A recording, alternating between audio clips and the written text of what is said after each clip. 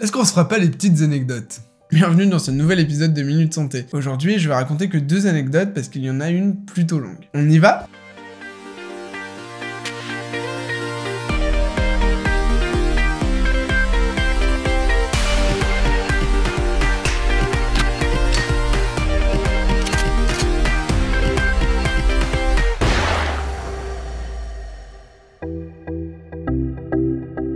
Cette anecdote, elle regroupe 2 moments temporels, on va dire. Dernier stage de 3e année, j'étais donc en réanimation polyvalente adulte. On faisait à la fois de la chirurgie et de la médecine, pour la petite histoire. Et j'étais en fin de stage, donc j'étais quasiment autonome. Je crois qu'il me restait 2 semaines de stage, quelque chose comme ça.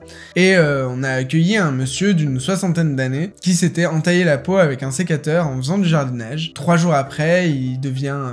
il fait un énorme choc septique. Il se présente aux urgences, et aux urgences, il se dégrade instantanément. Intubé, monté en réa, et il continue à se dégrader. Bref, il nécrose de partout. En fait, on n'arrive pas à trouver la bactérie dont il est infecté, et surtout on n'arrive pas à trouver les antibiotiques qui marchent sur cette bactérie. Et donc du coup il a quand même de la vancomycine, il a pas mal de gros antibiotiques qu'on donne qu'à l'hôpital. Mais malgré ça, ça passe pas, il a une jambe qui vient complètement nécrosée, il a les bourses nécrosées également, le nez qui nécrose, enfin bref c'est affreux, mais c'est un vrai choc septique qui se dégrade. Et bref, j'en arrive à la situation, ce patient est dialysé. Du fait de son choc septique général, ses reins ne fonctionnent plus. Donc il est dialysé et le circuit de la dialyse est anticoagulé avec du citrate de calcium et non de l'héparine. Ceux qui font de la dialyse, vous savez que minimum toutes les 6 heures normalement, il faut faire 2 prélèvements sur la machine pour doser le calcium ionisé. Je vais vous décrire comment on prélève parce qu'encore une fois c'est important. Dans ce stage-là, on prélevait avec des seringues de gazométrie, donc avec des aiguilles très fines, et il y avait des petites chambres à 2 endroits du circuit de la dialyse sur lesquelles on piquait. C'est une petite chambre, en fait, on piquait à travers, un peu comme une chambre implantable, et en fait, on piquait dessus, on prélevait le sang. Bon, voilà. Et du coup, donc moi, j'avais fait ça plusieurs jours de suite, donc je commençais à avoir l'habitude, etc. Là, ma situation commence. Restez concentrés. Et là, du coup, donc je prends avec mes compresses la petite chambre, avec mes gants, bien sûr. Je vais pour piquer. Je ne sais pas comment j'ai fait. Honnêtement, je sais pas comment j'ai fait parce que j'ai piqué, j'ai prélevé le sang. Et en fait, j'ai tiré pour l'enlever et je l'ai réenfoncé dans mon doigt. Je serais incapable de vous dire comment j'ai fait ça. Je le raconte avec le sourire, comme chacune de mes vidéos que je parle d'un truc dramatique ou d'un truc drôle, j'ai toujours le sourire. Mais à ce moment-là, je ne rigolais pas du tout parce que je regarde mon doigt avec la bonne goutte de sang qui perle comme on aime bien. Je regarde le patient, nécrosé sur la moitié du corps. Je regarde mon doigt, je regarde le patient. Et là, je panique légèrement. J'étais complètement paniqué parce que je me disais, putain, mais ça y est, je vais choper la bactérie, ça y est, je vais finir comme lui et tout ça. Enfin, dans ces moments-là, vous pouvez pas savoir ce qui se passe dans votre tête. Et vraiment, je voyais le pire scénario qui puisse arriver, c'est-à-dire que je me retrouve à sa place, dialysé, comme ça, à cause de cette putain de piqûre. Bon, devant ma panique, mon tuteur de stage s'est bien foutu de ma gueule parce que, en fait, bon, j'étais étudiant, hein, je sais pas, mais il y a des risques extrêmement minimes. Il y avait très peu de chances qu'en fait la bactérie passe dans une aiguille aussi fine. Donc voilà, on a fait tous les tests au patient. Le patient était mieux vacciné que moi contre l'hépatite B. Ça, c'est une mini-anecdote dans l'anecdote, mais c'était assez drôle, sachant que, comme tous les professionnels de santé, on doit être vacciné sur l'hépatite B, mais que moi, j'ai toujours galéré, j'ai dû me faire, je crois, 5 injections pour avoir un taux à peu près satisfaisant. Que là, il y a eu un contrôle, je me suis aperçu que j'étais quasiment pas vacciné, et que le patient, il avait genre, 100 000 fois plus d'anticorps que moi, un truc comme ça, mais un truc de malade. Mais bref. Donc au final, j'ai pas pu donner de mon sang pendant quelques mois, je n'ai rien eu du tout comme traitement parce que le patient était négatif sur toutes ses sérologies. Bref, tout est bien, qui finit bien. Mais je vous ai dit que cette anecdote était en 2 parties. Pourquoi?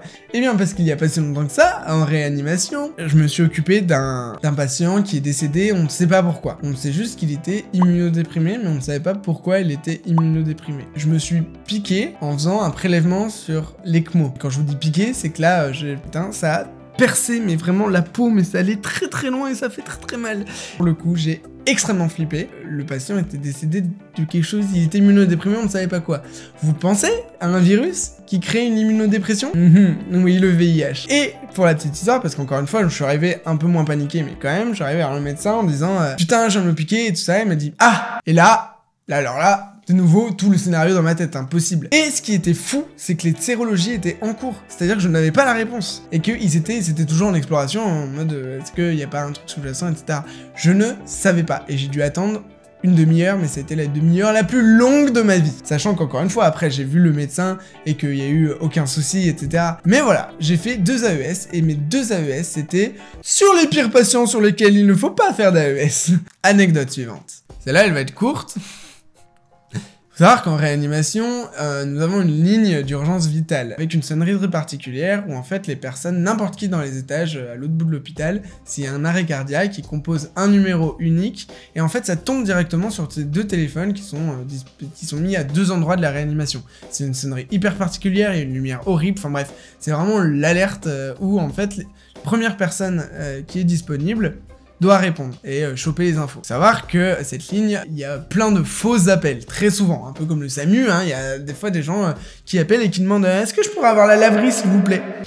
Donc nous avons ce téléphone, et dans ces cas-là, si jamais c'est vraiment un arrêt cardiaque ou une urgence vitale quelconque, l'infirmier volant, donc c'est l'infirmier qui est en plus sur le secteur et qui est chargé d'aider, part en binôme avec le médecin, avec des sacs d'intervention comme au SAMU, et va à l'étage pour gérer cet arrêt cardiaque. 8h30 le matin, ça faisait 1 heure que j'étais arrivé dans la réanimation, premier jour où j'étais volant, le téléphone sonne. Je me dis, non, ça doit être la laverie. Je décroche, une infirmière d'un étage qui dit « Oui, on a un enfant qui est en arrêt cardiaque, qui est pas bien du tout, il faut venir, il faut venir. » Je fais « D'accord. » Elle me dit son service, je fais « Ok. » D'accord, je raccroche, je fais « On arrive. » Je raccroche. Je cours. À ce moment-là, les médecins, ils étaient tous au staff médical, donc ils étaient tous regroupés dans une même salle. Donc ils me voient passer, parce qu'il y a une baie vitrée, ils me voient passer en courant à travers. Donc là, ils captent que c'est une vraie alerte parce qu'ils l'ont entendu, mais ils ont attendu qu'on décroche. Et là, je débarque en disant... Il y a un arrêt cardiaque dans tel service, on fait quoi?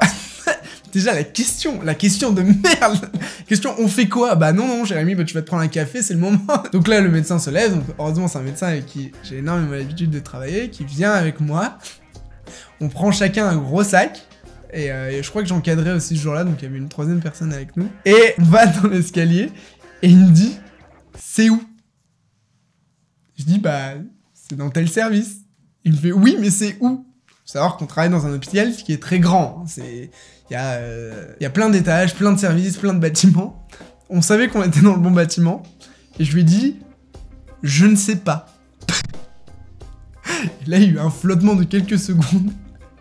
Et j'ai fait, putain, je n'ai pas cette information-là, quoi. Je ne sais pas. Je sais dans quel service se passe l'arrêt cardiaque, mais je ne sais pas où est ce service. Et heureusement, c'est un médecin qui est assez ancien dans l'hôpital, donc il savait l'étage. Mais c'est pas fini. Non, il suffit pas de savoir l'étage. Après, à l'étage, il y a 4 ailes différentes. Donc, on était avec nos 2 sacs à dos, complètement sous adrénaline et tout ça, et on commence à lire les écriteaux. Non mais je vous jure, on a lu les écriteaux pour savoir où c'était. Et après, il me regarde, il fait « Je suppose que tu sais pas la chambre ?» Je fais « Bah non !» On se pose à l'entrée, on fait « C'est où qu'il y a un arrêt cardiaque ?»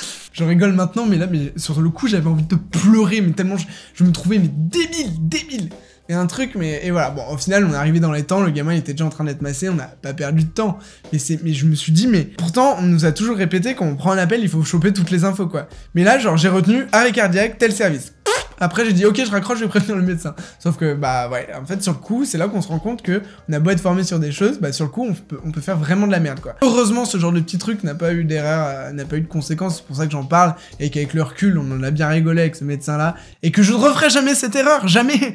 Je prendrai toutes les informations, je demanderai même le poids de l'enfant, je pense, pour être sûr. Et cette petite anecdote, il me l'a ressorti, sans citer mon nom, en pleine formation avec la moitié du service, en disant, ah, la dernière fois qu'on est parti sur une urgence vitale, et bon, on savait pas l'étage et pas la chambre. Évidemment, dans la salle, il y avait des gens qui avaient parfaitement capté que c'était moi.